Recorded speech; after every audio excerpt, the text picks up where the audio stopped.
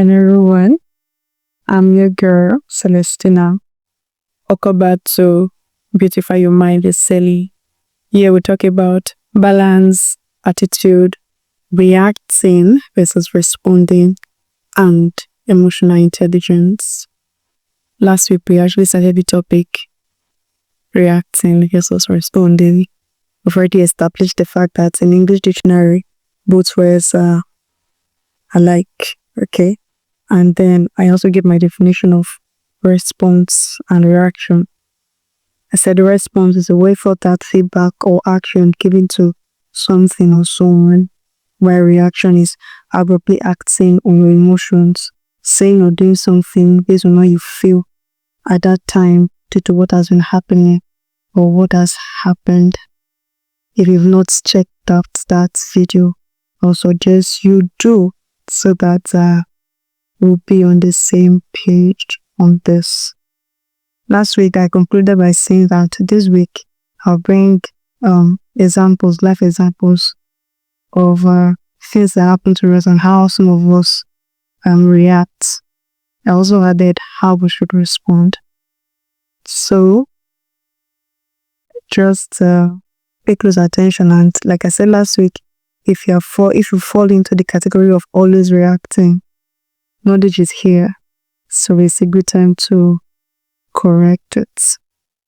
Now, my first example, for those of us that have roommates or flatmates, if your flatmate or roommate should come to you and be like, Sally, why did you take my sachet tomato paste from the kitchen? Why did you use it without my permission? And then because of the tone she said it, you'll be like, are you alright? God's giving you that impression that I use a sachet tomato paste. You didn't even ask me first, you're just accusing me. And then you guys start fighting. But you can simply say, oh dear, I did not take your sachet tomato paste from the kitchen. The one I used, I actually bought it when I went to the mall. Or for those of us that got to the market when I went to the market. So I did not use your sachet tomato paste. End of story. Everybody is fine. It's merely to us breaking bottles. Let me touch this very interesting one for the drivers. I don't mean commercial drivers. Like you own a car and you drive. Yeah, let's talk about you guys a little. And then, now, you're just driving and someone behind you be like, if you don't want to drive with your car, carry it on your head and just get out and leave my friend. And the thing will just do in your head. And you'll be like, oh yeah, come and carry it in your head now. And the mother one will come out, you come down, and then people start fighting. Instead of just simply honking and then maybe you just do your trafficator lights and just gently adjust, let him pass and be going. Since he's in a hurry, let him just be going and everybody is fine. But no, Lagos drivers, you must swear.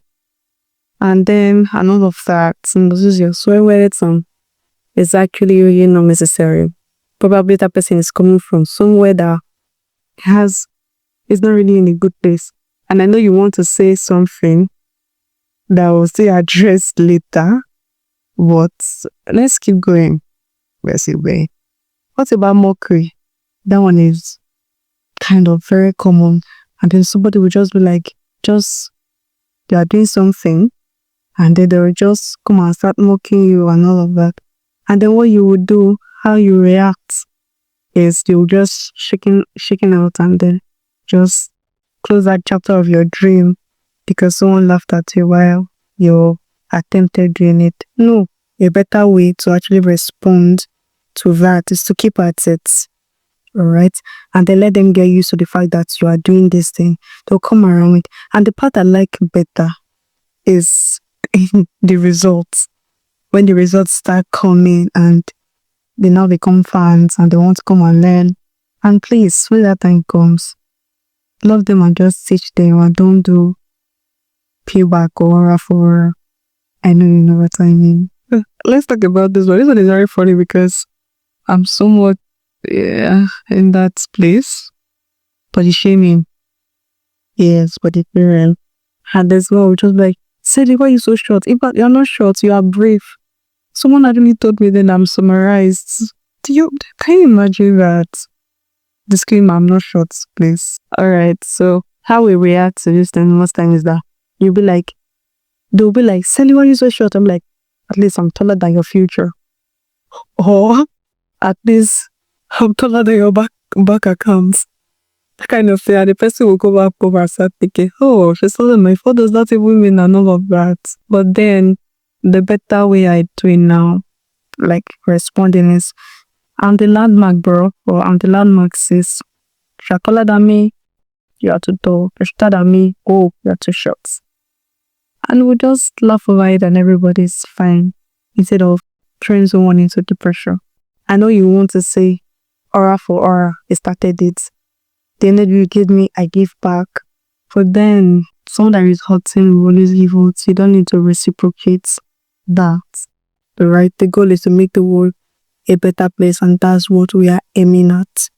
So the fact that they gave that negative vibe does not mean we should reciprocate in that. So now we've given some of these examples. You can drop some on the comment box so that they'll see for me and also learn from you the ones they told you or the ones we've experienced.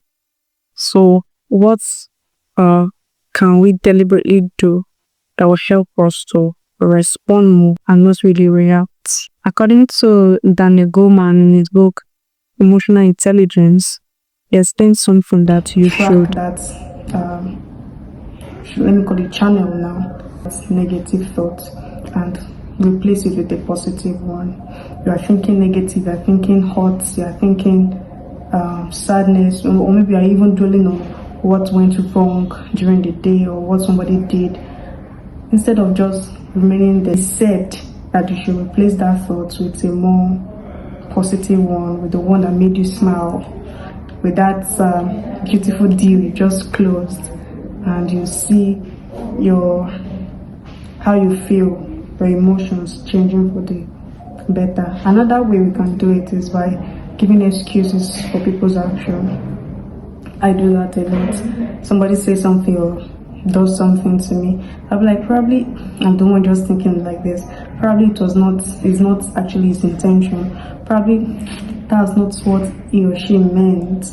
I'm just taking it like that because of how I'm actually feeling right now, and I think I'll go past that. I'll just give excuse for that person and we are good. Funnily enough, after a while I'm good and I see the person, I will just vibe normally. You will be thinking right now that is not true, but I dare you to give it a try. Yes, give excuses for people. Probably somebody just stepped on you and walk away, and you'd be like, and you're angry, didn't they say that he stepped on me? How would it do?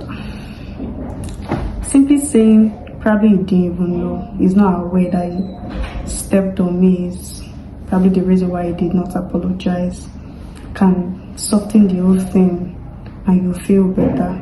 Then this leads me to my second point: communicate properly. Alright, now you can excuse for that person that okay, he's probably ignorant of his action, he might not even know that he just stepped on me. You meeting him or her and communicating calmly and properly by telling him, you just stepped on me. I believe you didn't really know because you're somewhere in a hurry. I understand that. And the person will just accept it and probably apologize. Alright? And you are good. But another thing is, what if you go there and the person makes things worse? What should you do? Don't go and fight. Just back to the second point, giving excuse. The person, let's just assume the person chose to shout at you and add salt to the injury, like we say in Nigeria. I would suggest you just go back and keep giving excuses for the person. Probably he's having a bad day or she's having a bad day. Probably she's not just in a good mood today. I feel she's not really like that. Then think about back to the first now. And my last point is intentionality, to actually respond and not react. Yes, be intentional. I know for some of us, what society and your environment has placed in you is aura for aura, bass boost. Everybody will receive it. But then, who has that helped? You can be the light and the salt that the world needs. I learned 2 things from John C. Maxwell recently, and the first one is you are called to be a light and a salt. And what do they do? They make things brighter and better. So you are called to make our world brighter and better. And then I also learned this thing from him, and I'll be ending with this. Everybody will describe you with one sentence. So, my dear, pick it now. Pick that sentence you want them to describe you with now. Alright, I will also appreciate if you will drop on the comment box other things that you think we can do that will help us to respond more to people instead of reacting. Let our world be a better place. Alright? Next week, we'll see you again with another amazing topic. Until next time, always, how I always say it, say G and stay blessed.